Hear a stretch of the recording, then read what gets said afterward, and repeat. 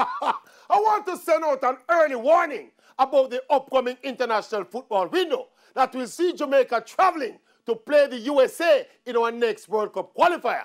3 days later, we face Canada at home. And then 3 days after that, we travel again, this time to Honduras, to play our third game in 7 days. So think about it.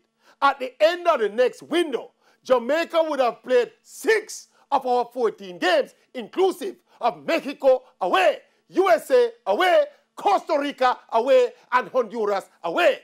Arguably, our 4 most difficult fixtures, all in the first 6 games.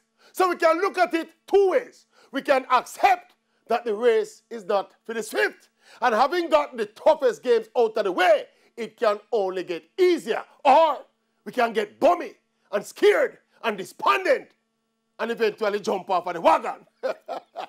Mathematically, we have to do better than 1 point from the upcoming 3 games. As tough as these games are going to be, we need minimum 5 points from this cluster of 3 games. Remember, we have a huge deficit after that Panama flogging at home. So we have to take some points on the road. Anyway, remember, patience and faith, and stay upon the wagon. Yes, no. Stay upon the wagon. Don't jump, don't jump, don't jump.